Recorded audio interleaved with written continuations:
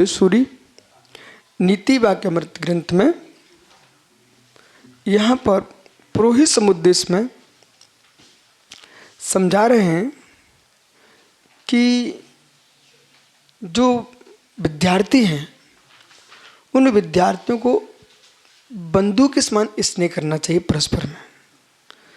और गुरुकुल में आप निवास करते हो तो प्रत्येक गुरुकुल के सदस्य को अपना बंधु मानिए, और बंधु मानेंगे, सखा मानेंगे तो एक दूसरे के सुख दुख में तुम सहयोग करोगे, तभी विद्या की वृद्धि होगी, दर्शन ज्ञान चार्य की वृद्धि होगी।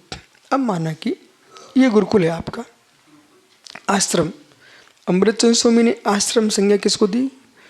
जो गुरु आचार्य के पास रहना ही गुरुकुल है, यही आश्रम है, न कि कोई मठ मंदिर बनाना। ये आश्रम को स्वीकार जैन परंपरा नहीं मानती। जैन परंपरा का गुरुकुल क्या है? श्रवण संघों में निवास करना, यही गुरुकुल है।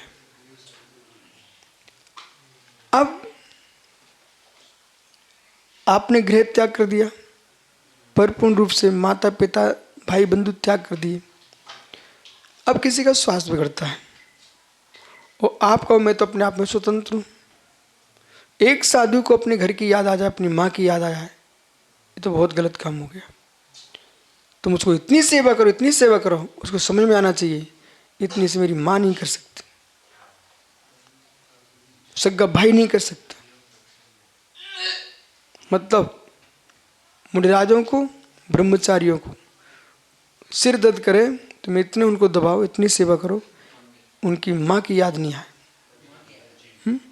यदि कोई ये सोचे मैं घर में होता तो 4 बार पानी पी लेता, मैं ऐसा करता वैसा करता, उनका वैराग कमजोर है पर तुम्हारी वैयवृत्ति कमजोर है।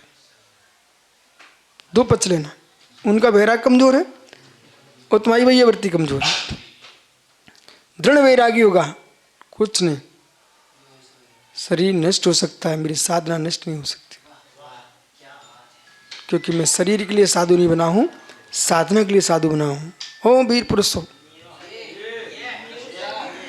हम साधना के लिए साधु बने हैं, शरीर के लिए नहीं बने हैं। हमको तो पहले से मालूम है, हम समाधि के लिए साधु बने हैं। वो मेरे सामने आ रही है, उसको अब क्यों घबराओ?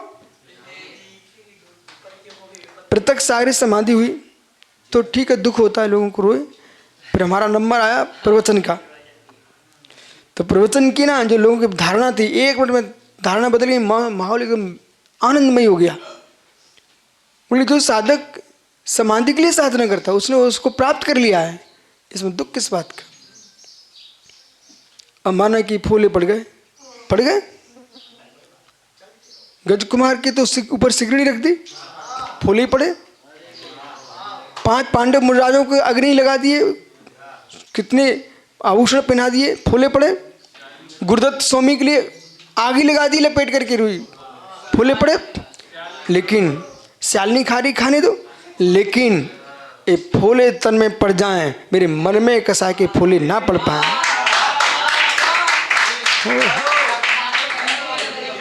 मन में फूले नहीं आना चाहिए। तन के फूले पीड़ा दे सकते हैं, मन के फूले संसार में भटकाएंगे। इसलिए बिल्कुल हम वीर पुरुष हैं, महावीर की संतान हैं, कायरों के नहीं हैं। हम दिगंबर हैं, दिगंबर महासाहु दिगंबरा।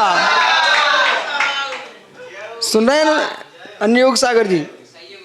बिल्कुल आनंद के साथ जीना। जिस दौर से तुम जी रहे हो, इस दौर से हम निकल के आए। आप तो बड़े बड़े हो, मैं तो 17 साल का उम्र का था, छोटा सा। तब भिंडी से लेकर के पथरिया तक ले गए गुरु जी, एक ऐसे चावल आ जा रहा पैर के नीचे तो ठनकते थे। वो तो आचार्य विद्या समाज ने देख लिया, बोले छुल्लक को कष्ट है। उन्होंने क्षमा सार से बोला कि भाई देखो, छुल्लक मेहमान है, उसकी सेवा करवा। वो निर्भय सागर आचार्य बन गए ना, वही लाए थे गंजिया में पानी, और औषधि लगाई उन्होंने। तो ऐसा है, आप तो निसंग होकर जियो, सेवक मिलेंगे। आइए, इसलिए आचार्य महाराज ने क्या कहा? ब्रह्मचारियों को, आश्रम में रहने वाले लोगों को परस्पर में एक दूसरे का ध्यान रखना चाहिए। यही तुम्हारा घर है, यही तुम्हारा सर्वस्व है, लेकिन फिर भी घर जैसा राग नहीं रखना। आगे कह रहे हैं, सा ब्रह्मचारी बंधुआ स्तन से ग्रहादो स्तनोगता नाम ब्रह्मचर्य आश्रय सब स्वार्ष वर्षांत सतो ततो गोदान पूर्वम द्वारका क्रमम चास्य।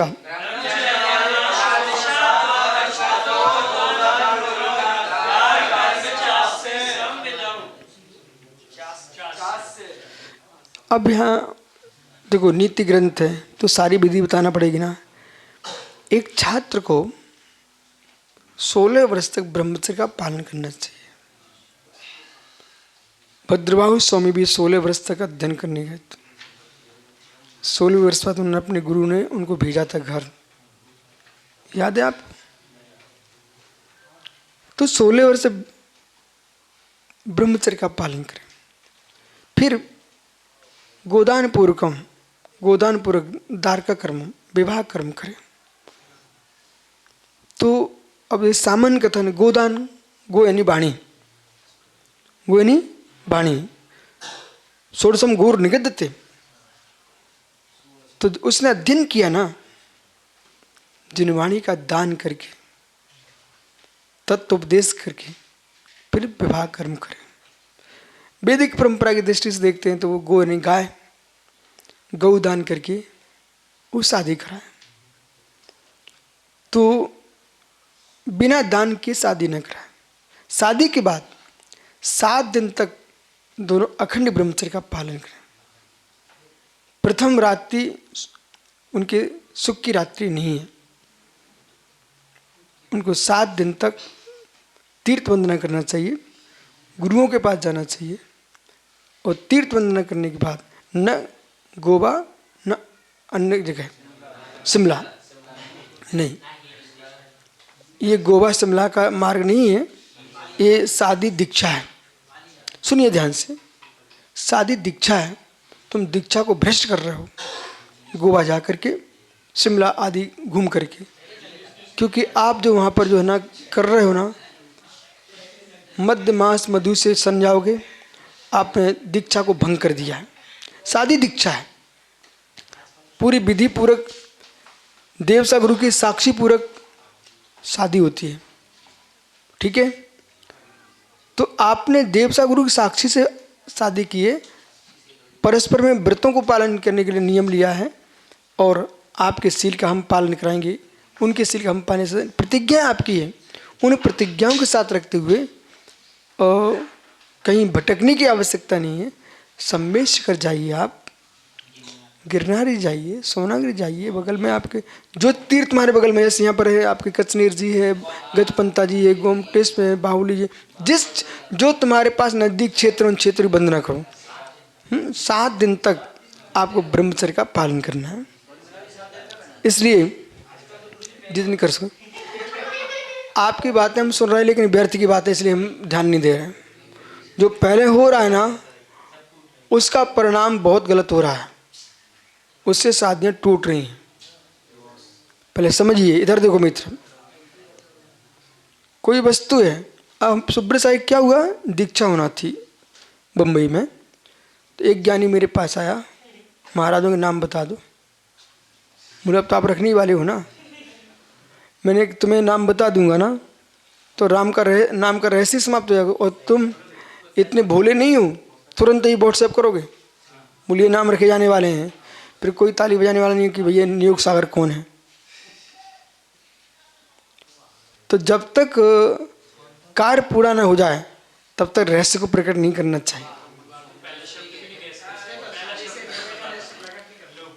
और लोग पहला ना शब्द पूछ रहे थे हमसे, मैंने कहा वो भी नहीं बताऊंगा। इसलिए समझिए, अब जो लोग रहस्य, एक अंदर भाव रहता है कि भाई हमारी जिससे शादी हो रही है वह वधू कैसी होगी, वो वर कैसा होगा। तुम पहले घूम घाम के आ चुके हो, तुम्हारी सारी संवेदनाएं समाप्त हो चुकी हैं, अब वो उतनी प्रीति नहीं जगेगी, समझ रहे कि नहीं? और जिनसे पहले से प्रीति थी आपकी, उनके साथ तो शादी भी नहीं करना चाहिए आपको। बोले क्यों? क्योंकि तुम दोनों मित्र बन के रहे हो, अब तुम पति पत्नी रहोगे तो झगड़ोगे, ठीक है? इसलिए जो समझने के टाइम जो समझ रहे हैं ना, इतने अच्छे समझते हैं कि कोर्ट में जाके तलाक हो रहे हैं। आइए, आप व्यर्थ के आलाप बंद कर दो अभी, ठीक है? हो संविधौ साधितम सर्वादभ्य अभ्यसेत।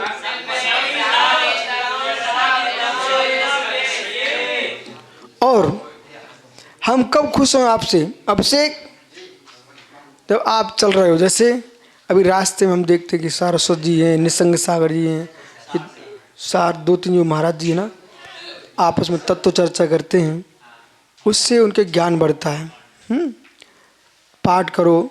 देवनंदी महाराज जी हमसे बोले गोमटेश में, बोले विशुद्ध सागरी आप लोग बिहार ही करते रहते हो, लेकिन हम आपको देखते हैं बिहार में भी आप लोग स्वाध्याय पाठ करते रहते हो, ठीक है? फिर इन्हें सुब्रत साहब से कहा उन्होंने कि ये बताइए विश्व साहब बिहार ही करते रहते, ग्रंथ कब लिखते हैं? प्रश्न किया था देवनंदी महाराज जी। तो प्रश्न लोगों को आश्चर्य होता ना, इतने चल के आए, आदमी थक करके कमरे में पड़े होते, यहाँ चल के आए, यहाँ क्लास चल रही है, ठीक है ना? तो लोगों को अरे भाई छठ आवश्यक है, हमारे 28 कृतिकर्म है, बिहार एक विधि है, वो पूरा हो गया, अब ज्ञान में लीन हो जाओ, ठीक है ना? ऐसा करोगे ना आप मेरे पास हो तभी तक नहीं करना, जीवन की अंतिम सांस तक करना। तो ये क्या लिख रहे हैं? संविधि से अधितम सद्वेषित। जो नैतिक, जो आप ब्रह्मचारी हो, ज्ञानी लोग हो, विद्यार्थी हो, अपने सहपाठियों के साथ आपको पढ़े हुए अध्ययन किए विषय को दोहराना चाहिए, समस्त अभ्यास करना चाहिए, और अभ्यास करने से ज्ञान दृढ़ हो जाता है। वो दादाजी ना शाह गांधी, वो भी पैदल चलते रहे, लेकिन उनको मैं क्यों खुश हूँ? इनको स्वाध्याय की रुचि है। जिसको स्वाध्याय की रुचि है वो अपना कल्याण कर लेगा। और कम बोलो, तत्व निर्णय करो, पढ़ाई लिखाई करो, जीवन सफल है।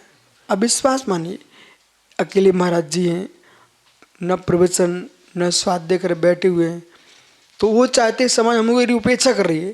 अरे समाज तुम्हारी उपेक्षा नहीं कर रही है, आपने संयम की उपेक्षा की है, इसलिए तुम्हारी उपेक्षा हो रही है।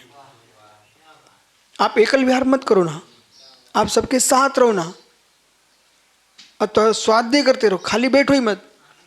आप दान मत मांगो, तुम्हारा धर्म दान मांगना है नहीं है।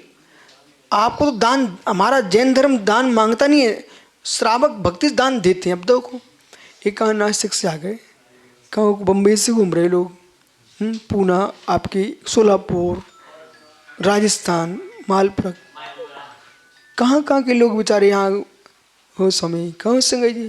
बोले एक गिलास रख के आता हूँ गुरु जी के हाथ पर। ये जैन धर्म है, ये मांगने वालों का धर्म नहीं, ये देने वालों का धर्म है। आप जनवाणी दो, तुमको हार मिलेगा। सुन रहा प्रसन्न? महाराज बनना, ठीक है, लेकिन मांगा चुंगी नहीं करना। शेष आगे विचार करें।